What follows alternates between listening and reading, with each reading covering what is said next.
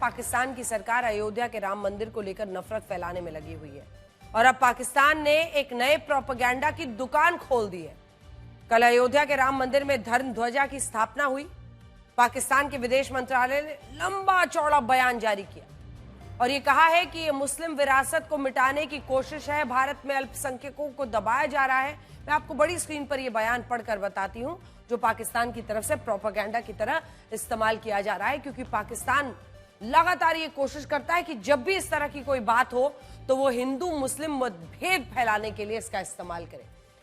पाकिस्तान विदेश मंत्रालय का पत्र है जिसमें वो ये लिखते हैं, अंग्रेजी वाला हिस्सा यहां पर है जिसमें उन्होंने जारी किया है, हिंदी में पढ़ के सुनाते हैं। पाकिस्तान ने अयोध्या में ऐतिहासिक बाबरी मस्जिद पर बने तथाकथित राम मंदिर तो जूम इन कीजिए, तथाकथित राम मंदिर पर झंडा फहराए जाने पर गहरी चिंता जताई है।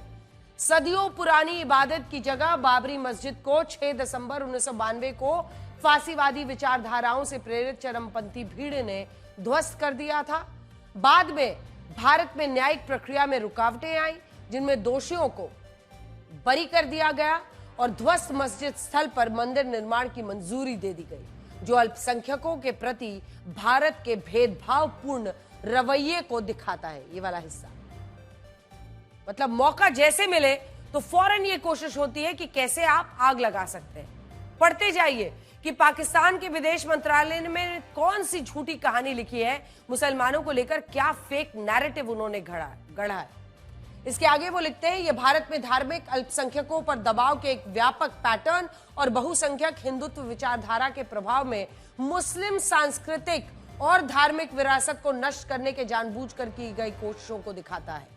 कई अन्य ऐतिहासिक मस्जिदें अब अपवित्रता और विध्वंस के खतरे का सामना कर रही हैं, जबकि भारतीय मुसलमान लगातार सामाजिक, आर्थिक और राजनीतिक रूप से हाशिए पर है। कोशिश यही है कि किसी ना किसी तरह से भारत में आग लगाई जाए।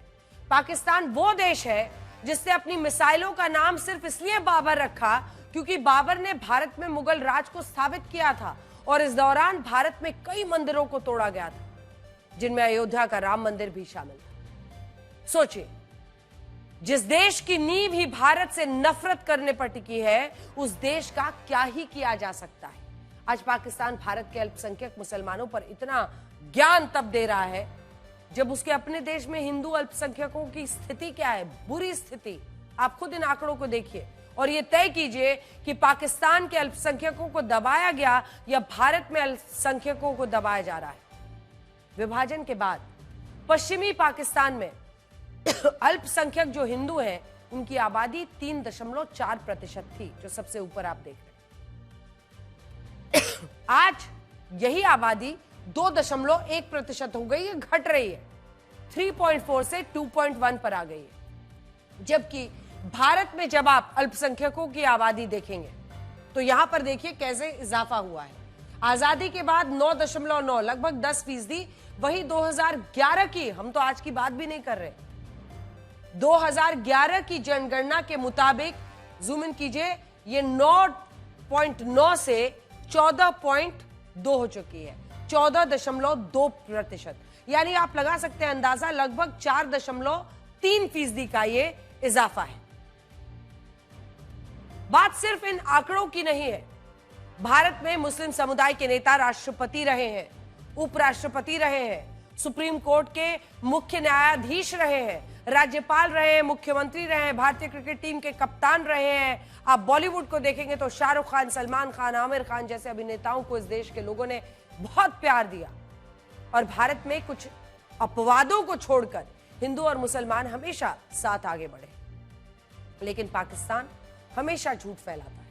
और अब भी राम मंदिर पर उसकी नफरत वाली इस बयान में साफ सब कुछ दिखाई दे रहा है। भारत के विदेश मंत्रालय ने भी इसका कड़ा विरोध जताया।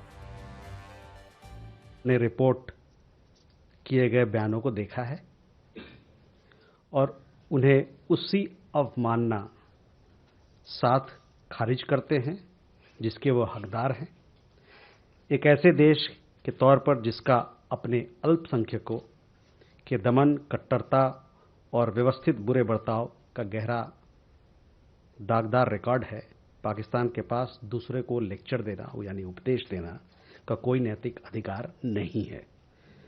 खोखले उपदेश देने के बजाय या पाखंडी उपदेश देने के बजाय पाकिस्तान के लिए बेहतर हुआ कि वो अपने अंदर झांके और अपनी जो उनके मानवाधिकार का जो रिकॉर्ड है, खराब रिकॉर्ड है, उस पर ध्यान दे।